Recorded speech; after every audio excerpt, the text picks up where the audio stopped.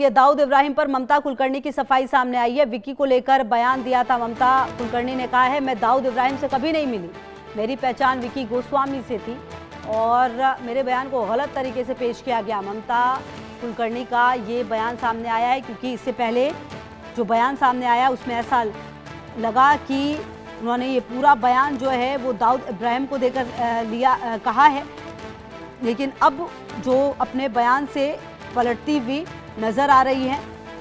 और आपको बता दें कि एक्ट्रेस से साध्वी बनी ममता कुलकर्णी एक बार फिर से सुर्खियों में। गोरखपुर में अंडरवर्ल्ड डॉन दाऊद इब्राहिम को लेकर उन्होंने पहले कहा उसने कोई बम ब्लास्ट नहीं किया, वो आतंकी नहीं है। उन्होंने ये भी साफ किया कि वो दाऊद से कभी नहीं मिली। कहा, मैं आज पूरी तरह अध्यात्म के मार्ग पर हूँ, राजनीति या फिल्म इंडस्ट्री से मेरा कोई संबंध नहीं है। हालांकि पूरे मामले में बवाल होने के बाद ममता ने अपने बयान से किनारा कर लिया है, सफाई दे दी है। सुनिए जरा।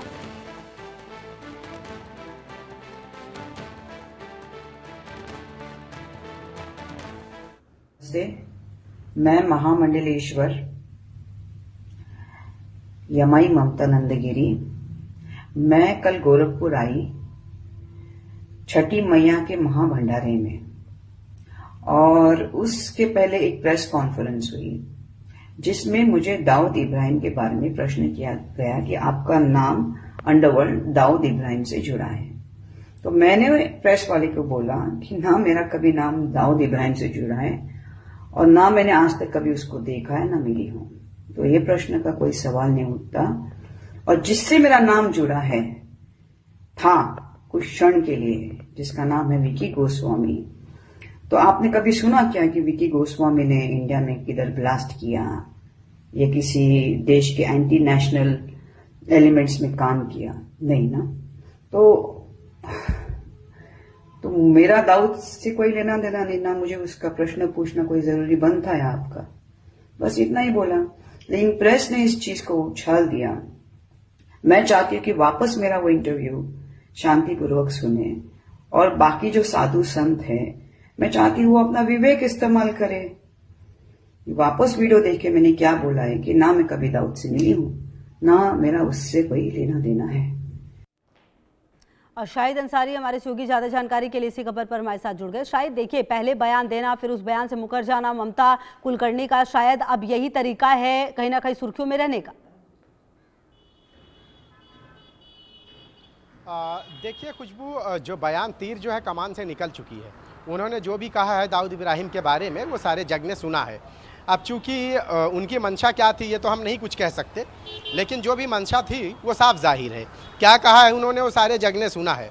और उनके इस कहने पर कि दाऊद को वो क्लीन चिट देने वाले सबसे अहम सवाल ये है कि वो कौन होती हैं, जिस दाऊद इब्राहिम को भारतीय न्याय संहिता ने और दूसरे सारी court, supreme court, high court और मुंबई कोर्ट, सब ने जो है उसको बम ब्लास्ट में जो है कसूरवार और षड्यंत्रकारी माना है। उसको वो कैसे दे सकती हैं कि वो कुछ भी नहीं था या वो कोई ब्लास्ट नहीं किया, वो यहाँ तक। लेकिन साजिश तो सारी उसी की रची हुई है। ये बात उनको बेहतर तरीके से मालूम है। ऐसा तो है नहीं कि उन्हें मालूम नहीं है।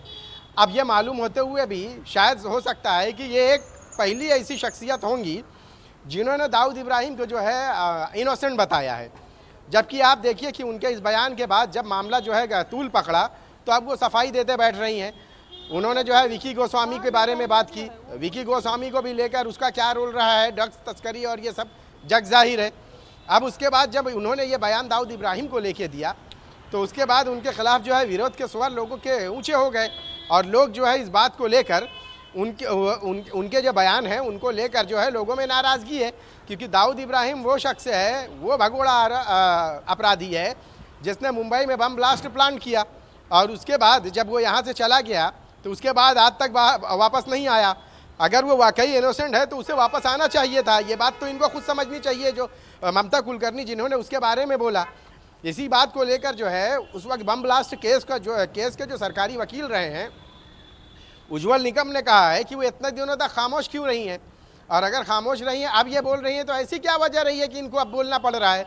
और वो ये बात अब बोल रही हैं तो उनको मालूम नहीं है क्या कि सुप्रीम कोर्ट का क्या फैसला रहा है, ये सारे जजमेंट्स बम ब्लास्ट में दाऊद इब्राहिम और उसके गैंग के लोगों का क्या रोल रहा है, ये क्या ममता कुलकर्णी को मालूम नहीं है। उज्ज्वल निकम ने कहा है कि उनके खिलाफ जो है हम कानूनी कार्रवाई करेंगे, और क्या कार्रवाई करेंगे उसके लिए उन्होंने कहा है कि अभी इंतज़ार करें या और क्या कहती हैं इसके बारे में, उसके बाद हम कानूनी कार्रवाई करेंगे।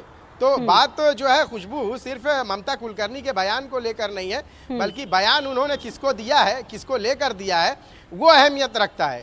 दाऊद इब्राहिम, जिसको लेकर सारा जग जो है इस चीज को लेकर जानता है कि उसका बम ब्लास्ट में क्या रोल रहा है, मुंबई में 93 सीरियल ब्लास्ट में उसका क्या रोल रहा है, ये तो बच्चा बच्चा जानता है। और उसके बाद से ही तो दाऊद भारत छोड़ के भागा है, क्योंकि उसे मालूम था वो यहाँ रहेगा तो वो गिरफ्तार हो जाएगा।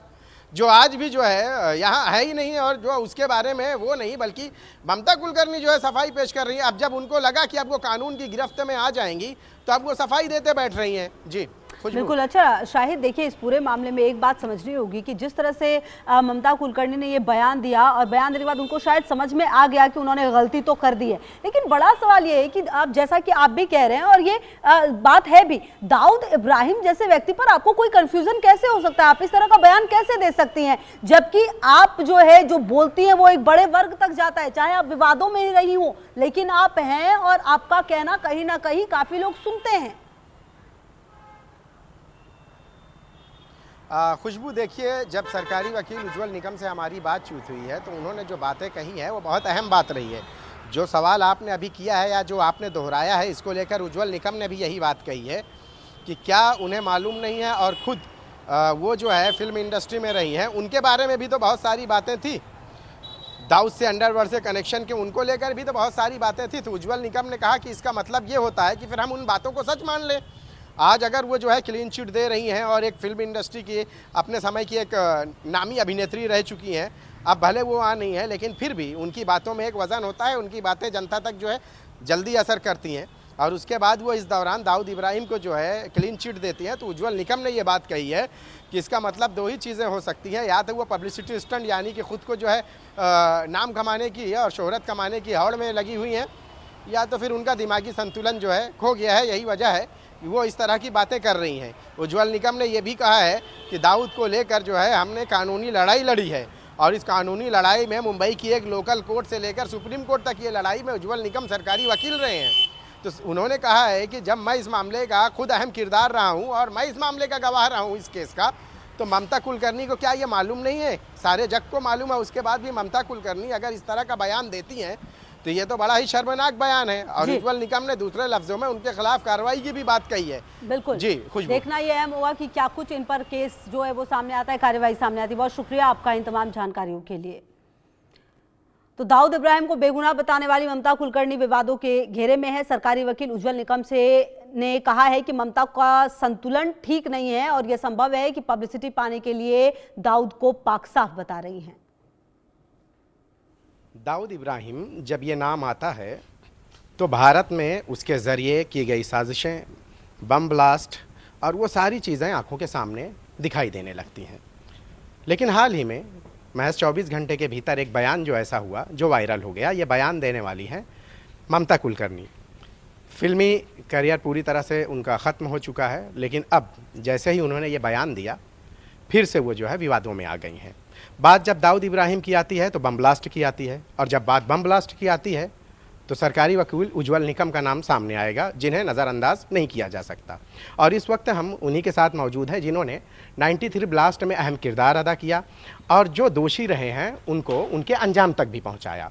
सर, ज़्यादा लंबा वक्त न लेते हुए यही सवाल है मेरा कि ममता कुलकर्णी का जो बयान रहा है किस नज़रिए से देखते हैं? देखिए, अगर ममता जी ने ये बात कही है तो मुझे बहुत हंसी आ रही है, क्योंकि एक ज़माने की वो फिल्म एक्ट्रेस थी। पब्लिसिटी स्टंट कैसे करना, क्या करना, ये एक्टर को तो हमेशा मालूम रहता है। अगर वो सीरियस है इस बात पर तो मेरे कई सवाल उनसे है। पहला सवाल तो ये है कि 93 की बम ब्लास्ट की साजिश जो हुई, क्या उनमें दाऊद इब्राहिम नहीं था? तो फिर ये आज तक आपने चुप्पी क्यों रखी थी? जहां तक सुप्रीम कोर्ट तक ये फैसला चला गया और सुप्रीम कोर्ट तक ये फैसला कायम रहा कि इसके पीछे दाऊद इब्राहिम था, फिर आपने चुप्पी क्यों नहीं तोड़ी? आपने बॉम्बे के कोर्ट में जो ट्रायल मैंने चलाए वहां गवाही क्यों नहीं दी? और आज अचानक कितने सालों के बाद आपको क्यों ऐसा लगा कि दाऊद नहीं है? मैं मानता हूं कि दाऊद के आपकी प्रति अच्छे संबंध भी हो सकते हैं, लेकिन इस तरह से मुलजिम को सर्टिफिकेट करना, क्या जो बॉम्ब ब्लास्ट में हमारे कई लोग 200 के ऊपर उनकी जान चली गई, उनके बारे में आप यही कह रही है कि दाऊद दोषी नहीं है? फिर दाऊद भगोड़ा जैसा क्यों भाग रहा है, क्यों छुपा रहा है? सर, आपने कहा है कि इस केस का जो है मुलजिम, मैं तो कसूरवार, कोर्ट ने इस चीज़ को कसूरवार उसे ठहराया है। ममता पर भी दाऊद से संबंध के इल्ज़ामात लगे हैं, कहीं ऐसा तो नहीं है कि उन इल्ज़ामात की जो है अब वो खुद ही गवाही दे रही हैं? देखिए, मैं तो इसके बारे में पर्सनल मुझे इंफॉर्मेशन नहीं, लेकिन जो बात आमतौर जनता के मन में है और कहा भी जाता है, और इसलिए हमें यह संदेह हो रहा है कि ममता को बताया गया होगा कि दाऊद जी को बचाओ बचाओ, लेकिन कहाँ बचाओगे?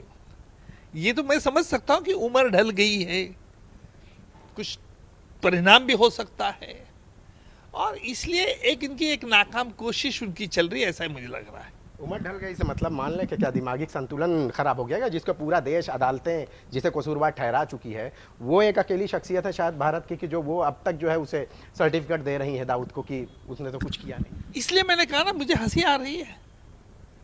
ये जब मेंटल इम्बैलेंस हो जाता है तभी भी ऐसी बात कही जाती है। अगर वो अपने दावे पर कायम है तो मुझे कानूनन प्रक्रिया शुरू करना पड़ेगा। बहुत बहुत शुक्रिया हमसे बात करने के लिए। तो ये थे सरकारी वकील उज्ज्वल निकम साहब, जिन्होंने आपके सामने बहुत ही स्पष्ट शब्दों में कहा है कि अगर वो इसके अलावा और भी कुछ इस तरह की चीज़ें बोलती हैं या जो बोल चुकी हैं, अगर इससे